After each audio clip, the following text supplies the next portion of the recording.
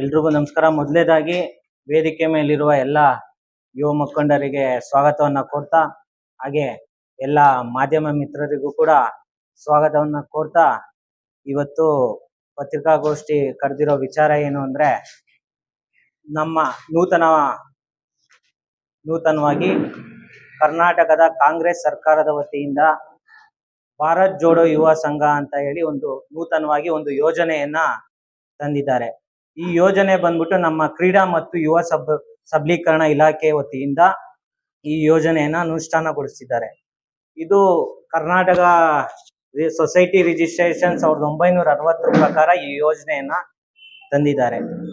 ಇದ್ರ ಮೂಲ ಉದ್ದೇಶ ಏನು ಅಂತ ಅಂದ್ರೆ, ಒಂದು ತಾಲೂಕ್ನಲ್ಲಿ ಒಂದು ಪಂಚಾಯಿತಿಯಲ್ಲಿ ಎಲ್ಲಾ ಯುವಕರನ್ನ ಒಂದು ವೇದಿಕೆಗೆ ತಗೊಂಡ್ಬರ್ದು ಅಂತ ಒಂದು ಯೋಜನೆ ಇದು.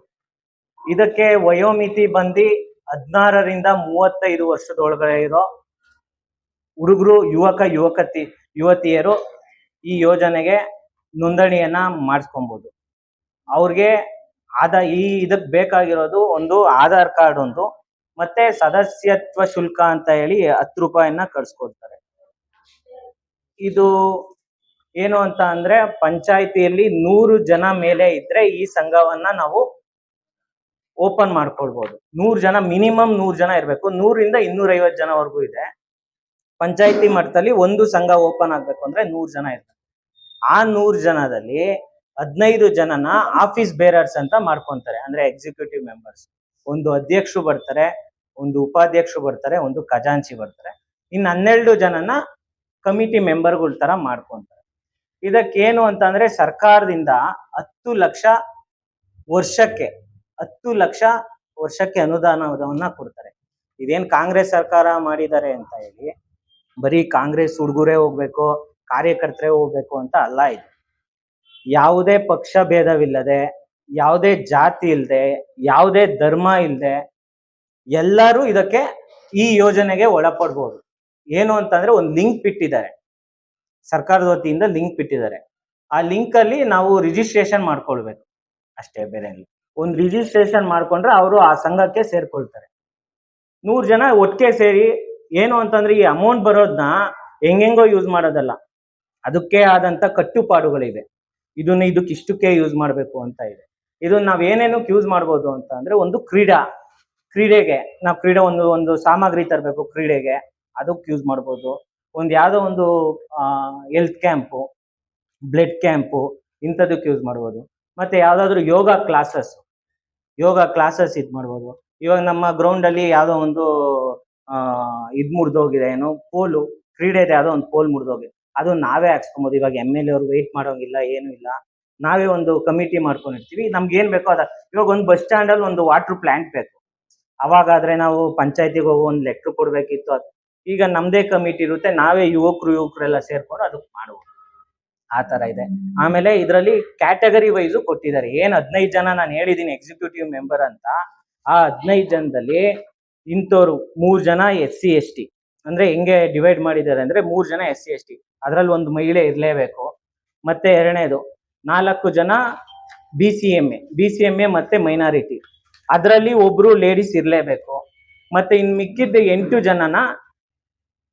ಜನ ಜನರಲ್ ಕ್ಯಾಟಗರಿ, ಅದರಲ್ಲಿ 3 ಜನ ಮಹಿಳೆಯರು ಇರ್ಲೇಬೇಕು. ಅಂದ್ರೆ ಎಲ್ಲಾರನ್ನೂ ಇನ್ವಾಲ್ವ್ ಮಾಡ್ಕೊಂಡಿದ್ರೆ, ಎಲ್ಲಾ ಧರ್ಮದವ್ರನ್ನ, ಎಲ್ಲಾ ಜಾತಿಯವ್ರನ್ನ ಇನ್ವಾಲ್ವ್ ಮಾಡ್ಕೊಂಡು ಮಾಡ್ತಿರ್ತಕ್ಕಂಥ ಯೋಜನೆ ಇದು. ದಯವಿಟ್ಟು ನಮ್ಮ ವಿರೋಧ ಪಕ್ಷದವರು ಇದು ಬರೀ ಕಾಂಗ್ರೆಸ್ ಅಂತ ಹೇಳ್ಬಾರ್ದು.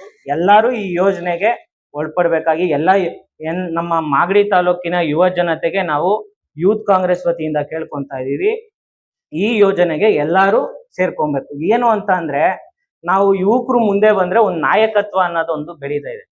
ಇವಾಗ ನಾನು ಒಂದು 20 ವರ್ಷದಿಂದ ಪೇಪರ್ ಹಾಕ್ತಿರೋ ಹುಡುಗ ಇವತ್ತು ನಿಮ್ಮ ಮುಂದೆ ಮಾತಾಡ್ತಾ ಇದ್ದೀನಿ ಅಂತ ಅಂದ್ರೆ, ಇದು ನನ್ನ ನಾಯಕತ್ವನ ಪಾಲನವರು ಗುರ್ಸಿ ನನ್ನನ್ನ ಈ ಮಟ್ಟಕ್ಕೆ ಇವಾಗ ನಿಮ್ ಮುಂದೆ ಮಾತಾಡ್ತಾ ಇದ್ದೀನಿ ಅಂದ್ರೆ, ನನ್ನ ನಾಯಕತ್ವನ ಗುರ್ಸಿ ಬಾಲಣ್ಣವರು ಇಲ್ಲಿ ಕುಣಿಸಿದ್ದಾರೆ. ಅದೇ ರೀತಿ ಎಲ್ಲ ಯುವಕರು ಮುಂದೆ ಬರ್ಬೇಕಾಗಿ ಯೋಜನೆಗೆ ರಿಜಿಸ್ಟ್ರೇಷನ್ ಮಾಡ್ಕೋಬೇಕಾಗಿ ವಿನಂತಿ ಮಾಡ್ಕೊಳ್ತಾ ಇದ್ದೇನೆ. ನೋಂದಣಿ ಆಲ್ರೆಡಿ ಸ್ಟಾರ್ಟ್ ಆಗಿದೆ.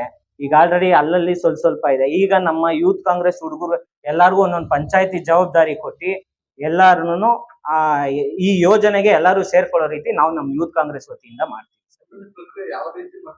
ನೋಂದಣಿ ಸರ್ ಲಿಂಕ್ ಇರುತ್ತೆ. ಲಿಂಕ್ ಅಲ್ಲಿ ಅವ್ರ ಮೊಬೈಲ್ ಅಲ್ಲಿ ಏನು ಡೀಟೇಲ್ಸ್ ಕೇಳಿದ್ರೆ ಆಧಾರ್ ಕಾರ್ಡ್ ನಂಬರ್ ಹೊಡೆದ್ರೆ ಸಾಕು, ನೀನು ಇದಕ್ ಬರ್ತೀಯ ಇದಕ್ ಬರಲ್ಲ ಅಂತ ಗೊತ್ತಾಗುತ್ತೆ. ಅವ್ನು 36 ವರ್ಷ ಆಗಿದೆ ಅಂತ ಅಂದ್ರೆ ಅವ್ನ ಒಳಗಡೆ ಬರೋದಕ್ ಆಗೋದಿಲ್ಲ.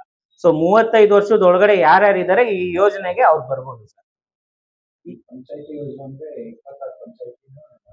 ಹೌದು, 26 ಪಂಚಾಯತಿಲೂ ನಮ್ಮ 26 ಪಂಚಾಯತಿ ಪ್ಲಸ್ ಪುರಸಭೆಯಲ್ಲಿ ಹೇಗ್ ಡಿವೈಡ್ ಮಾಡಿದಾರೆ ಅಂದ್ರೆ ಅಲ್ಲಾದ್ರೆ ಒಂದೊಂದು ಪಂಚಾಯತಿ, ಪುರಸಭೆಯಲ್ಲಿ 6000 ಓಟ್ಗೆ ಒಂದು ಸಂಘ. ಇಲ್ಲಿ ಇವಾಗ 30,000 ಜನಸಂಖ್ಯೆ ಇದೆ ಅಂತ ಅಂದ್ರೆ 5 ಸಂಘಗಳು ಬರುತ್ತೆ. ಅಲ್ಲಿ ಡಿವೈಡ್ ಮಾಡ್ಕೊಂಡು 6,000 ಡಿವೈಡ್ ಮಾಡ್ಕೊಂಡು 5 ಸಂಘ ಮಾಡ್ಕೊಬಹುದು. ಒಂದು ಪಂಚಾಯತಿಗೆ 10 ಲಕ್ಷ, ಒಂದು ಪುರಸಭೆಗೆ ಅಲ್ಲಿಗೆ 30,000 ಜನ ಇದ್ರೆ 50 ಲಕ್ಷ ಅನುದಾನ ಬರುತ್ತೆ. ಒಂದ್ ಸಂಘಕ್ಕೆ 10 ಲಕ್ಷ ಸರ್. ಒಂದ್ ಸಂಘಕ್ಕೆ 10 ಲಕ್ಷ.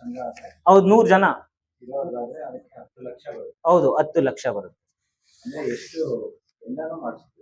ಹೌದು, ಎಲ್ಲ ಪಂಚಾಯತಿಲೂ ಆಗ್ಬೇಕು. ಎಲ್ಲ ಪಂಚಾಯತಿಲೂ ಇದನ್ನ ಅನುಷ್ಠಾನ ಮಾಡಿಸ್ತೀವಿ. ಮಾನದಂಡ ವಯಸ್ಸು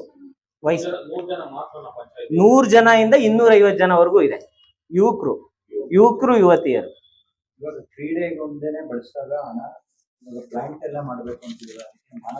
ಇಲ್ಲ, ಪ್ಲಾಂಟ್ ಅಂದ್ರೆ ನೀವು ಪರಿಸರಕ್ಕೂ ಯೂಸ್ ಮಾಡ್ಬೋದು. ನಾವೇನಾದ್ರೂ ಇವಾಗ ಹೋಗಿ ಪ್ಲಾಂಟೇಶನ್ ಮಾಡ್ಬೇಕು ಅಂದ್ರೆ ಅದಕ್ಕೂ ಯೂಸ್ ಮಾಡ್ಬೋದು ಸರ್. ಇಲ್ಲೇ ಹೇಳಿದ್ದಾರೆ. ಇದು ಸಂಘದ ಉದ್ದೇಶ ಏನು ಅಂತಂದ್ರೆ ಮಾಗಡಿ ತಾಲೂಕಿನಲ್ಲಿರೋ ಯುವಕರನ್ನ ಒಂದೇ ವೇದಿಕೆಗೆ ಕರ್ಕೊಂಡ್ಬರೋ ಅಂತ ಇದು. ಆಮೇಲೆ ಯುವಕರಲ್ಲಿ ಒಂದು ನಾಯಕತ್ವ ಬೆಳೆಸುವಂತ ಯೋಜನೆ ಇದಾಗಿದೆ.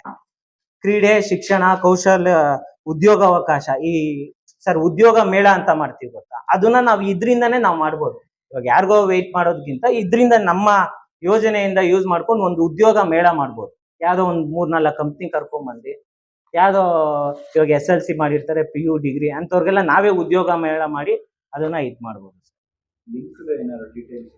ಲಿಂಕ್ ನಾನು ಎಲ್ಲಾ ಗ್ರೂಪ್ಗಳಿಗೂ ನಾನು ಕಳಿಸ್ತೀನಿ ಸರ್. ಇದೆ ಪೋರ್ಟಲ್ ಅಲ್ಲೇ ಬಿಟ್ಟಿದ್ದಾರೆ. ಪ್ರಮುಖ ಚಟುವಟಿಕೆಗಳು ಏನೇನ್ ಮಾಡ್ಬೋದು ಅಂದ್ರೆ ಒಂದು ಕ್ರೀಡಾಕೂಟ, ನಾವೇ ನಮ್ಮ ಸೈಡ್ ಇಂದ ಕ್ರೀಡಾಕೂಟ ಮಾಡ್ಬೋದು. ಆಮೇಲೆ ಒಂದು ಸ್ಪೋರ್ಟ್ಸ್ ಟ್ರೈನಿಂಗು, ಕ್ರೀಡೆಗೆ ಏನ್ ಟ್ರೈನಿಂಗ್ ಬೇಕೋ ಅದನ್ನ ಈ ಯೋಜನೆಯಿಂದ ಮಾಡ್ಬೋದು, ಈ ಸಂಘದ ವತಿಯಿಂದ ಮಾಡ್ಬೋದು ಸರ್. ಆಮೇಲೆ ಕ್ಲೀನಿಂಗು ಮತ್ತೆ ಪರಿಸರ, ನಾನು ಹೇಳಿದ್ನಲ್ಲ ಪ್ಲಾಂಟೇಶನ್ ಅಂತ ಹೇಳಿ, ಒಂದು ಸ್ವಚ್ಛತಾ ಕಾರ್ಯಕ್ರಮಕ್ಕೂ ಈ ಯೋಜನೆಯನ್ನ ಉಪಯೋಗಿಸ್ಕೊಳ್ಬೋದು ಸರ್. ದಯವಿಟ್ಟು ಎಲ್ಲ ನಮ್ಮ ಮಾಗಡಿ ತಾಲೂಕಿನ ಯುವಕರಿಗೆ, ಯುವತಿಯರಿಗೆ ಏನ್ ಕೇಳ್ಕೊಳ್ಳೋದು ಅಂದ್ರೆ ದಯವಿಟ್ಟು ಈ ಯೋಜನೆಯಲ್ಲಿ ಎಲ್ಲರೂ ಭಾಗವಹಿಸಿ ಈ ಯೋಜನೆಯನ್ನ ಯಶಸ್ವಿಗೊಳಿಸಬೇಕಾಗಿ ವಿನಂತಿ ಮಾಡ್ಕೊಂತೀವಿ. ನೀವು ಯಾವ ಭಾಗದ ಜವಾಬ್ದಾರಿ ನೀವು ಅಧ್ಯಕ್ಷ ನೀವು ಯಾವ ಸರ್? ನಾನು ಇವಾಗ ಯೂತ್ ಕಾಂಗ್ರೆಸ್ಗೆ ಅಧ್ಯಕ್ಷ ಆಗಿರೋದ್ರಿಂದ ನಾನು 26 ಪಂಚಾಯತಿಲೂ ಎಲ್ಲ ಯುವಕರು, ನಮ್ ಬರೀ ಕಾಂಗ್ರೆಸ್ ಅವರೇ ಸೇರ್ಕೊಬೇಕು ಅಂತ ಮಾತ್ರ ಮಾಡಲ್ಲ. ಎಲ್ಲಾ ಪಾರ್ಟಿಯವರು, ಅವ್ರಿಗೆ ಅಕಸ್ಮಾತ್ ಅವ್ರಿಗೇನೋ ಇಂಟ್ರೆಸ್ಟ್ ಇದೆ. ನಾನೇ ಹೇಳೋದು ಸರ್, ಇವಾಗ ರಾಜಕಾರಣ ಅಂದ್ರೆ ನಮ್ಮ ಸ್ವಲ್ಪ ಜನ ಯುವಕರಿಗೆ ಏನ್ ಅಂದ್ಬಿಟ್ಟಿದೆ ಅಂದ್ರೆ, ಅಯ್ಯೋ ಅಲ್ಲಿ ಬರೀ ರೌಡಿಸಮ್, ಬರೀ ದುಡ್ಡು ಮಾಡಕ್ಕೆ ಹಿಂಗೆ ಅಂತ ಅನ್ಕೊಂಡಿದ್ರೆ ಸರ್, ರಾಜಕಾರಣದಲ್ಲಿ ನೀವು ಸೇವೆ ಮಾಡಿ ನೋಡಿ. ನೀವು ಒಂದು ಹೆಲ್ತ್ ಕ್ಯಾಂಪ್ ಒಂದೇನೋ ಮಾಡಿ ನೋಡಿ, ಅಲ್ಲಿ ಸಿಗೋಂತ ಖುಷಿನೇ ಬೇರೆ ಸರ್. ರಾಜಕೀಯ ಬಂದು ಒಂದು ಸೇವೆ. ಬಟ್ ಸುಮ್ನೆ ಏನಾಗೋಗಿದೆ ಬೇರೆ ಕಡೆ ಎಲ್ಲ ತೋರಿಸಿ ರಾಜಕಾರಣ ಅಂದ್ರೆ ಇಷ್ಟೇ ಅನ್ನೋ ತರ ಬಂದ್ಬಿಟ್ಟಿದೆ. ಅದನ್ನ ಈಗಿನ ಯುವಕರು ಮುಂದೆ ಬಂದು ಸೇವೆ ಮಾಡಿ ಅದರಲ್ಲಿ ಸಿಗುವಂತ ಖುಷಿ ಯಾವ್ದ್ರಲ್ಲೂ ಸಿಗಲ್ಲ.